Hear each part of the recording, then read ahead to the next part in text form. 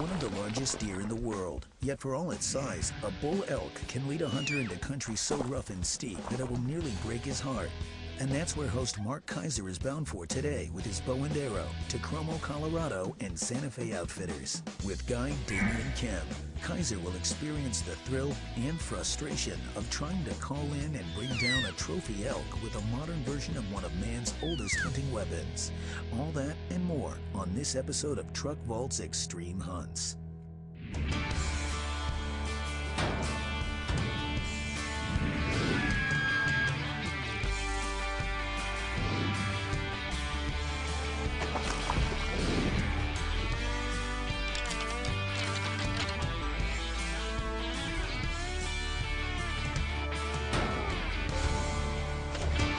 Truck Vault's Extreme Hunts is brought to you by Winchester Ammunition, the American legend, Smith & Wesson, safety, security, protection, and sport.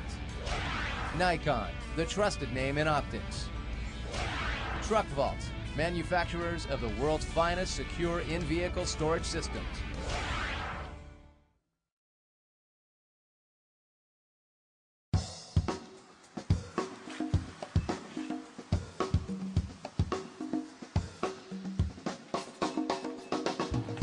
.30 and I'm on the road again.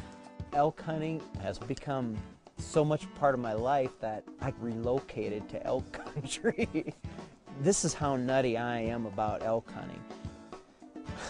I just got off a plane in Sheridan, Wyoming, my home, jumped in my truck and drove 12 hours to Como, Colorado, right on the New Mexico border. Southern Colorado, hands down, is just beautiful scenic country. A lot of opportunities to archery hunt elk across the Rockies, and September's the month. Why is that the month? Because that's when they're rutting, and that's when they're the most vocal throughout the season, hands down. Man, you can get in their face, you can call them, you can decoy them, and it's exciting hunting. The attraction for elk has to be twofold. It has to be as much as the country that draws you here as the animal itself. When you get a bull in at 20 yards and he's bugling and chuckling, it makes you wet your pants. And then you stand there and look at awe at these beautiful mountains around you, and you just know this is God's country, at least for this guy right here. In southern Colorado, Santa Fe Outfitters has over 17,000 acres of private prime habitat to range across. I got started with Santa Fe Outfitters in 1997. One of the greatest things about outfitting on this property is just the sheer numbers of elk. I mean, when a hunter wakes up in the morning, they're waking up to bugles, and when they go to bed at night, they're still bugling all around. And it's not uncommon for our hunters to see 10, 15, 20 bulls in a day's outing. I don't want anybody to be fooled. Just because there's a lot of elk, it's not a canned hunt. These elk are as wild as they can possibly be, and the ranch is gigantic. You know, I think one of the biggest reasons that hunters come to Santa Fe Outfitters is simply the quality. The game management that happens here at Santa Fe Outfitters is truly amazing. We have 4,000 head of elk running through the hills. 20,000 acres, it's all free range, and I think people just love the entire experience. It's not just going out to the woods, it's an entire week-long endurance race.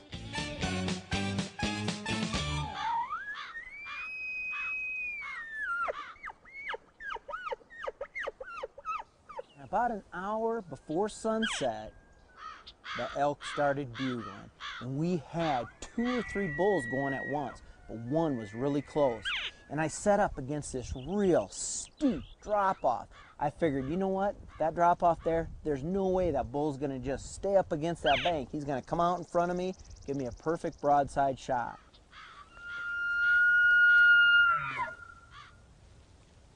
I'm sitting there, and all of a sudden I look up, and right coming down this steep bank is the bull. And instead of coming where he's gonna be broadside, he's coming straight for me and down an alley as wide open as a bowling alley. I had no way to move, no time to move, but what really happened next was phenomenal. Not only did that bull walk up to me, straight to me, not giving me a shot, but he walked up to me within 4 yards. It was 4 yards. And he didn't see me until the last second.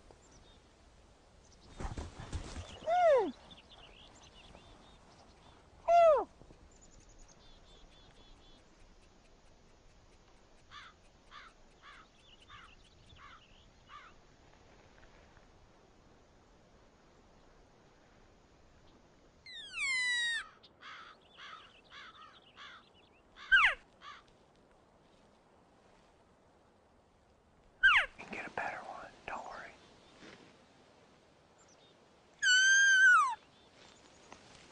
Poor y'all.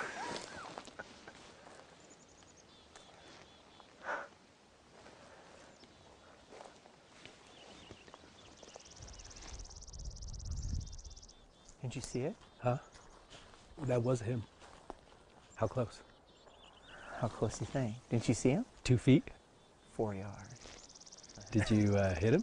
I didn't shoot. The minute he got into an opening, he never got behind another tree, so I couldn't move, and I was set up for him to come. And he come right at me. When he got here, he was all over me. I shut my eyes, too. You ever do that? They look into the soul of your eyes, man. They see us. I kind of just sat there like this, but then he jumped, and he stopped at 8 yards. But he stopped behind this tree. Yeah, I heard his feet. And then he jumped again, and he stopped by that tree at 30. I could have shot him. I was just half-hearted because of, I was thinking, God, I don't want it to end yet, and he's just borderline. We'll get one more. We'll get him. That's fun, though. Every hunter would love to take an elk, but few seldom have the chance to have one almost literally in their laps. Already, even without letting an arrow loose, this is a hunt Kaiser won't forget. For Kaiser, there's no lack of elk in southern Colorado. The tension mounts and the excitement builds as more bulls answer the call when Truck Vault's Extreme Hunts continues.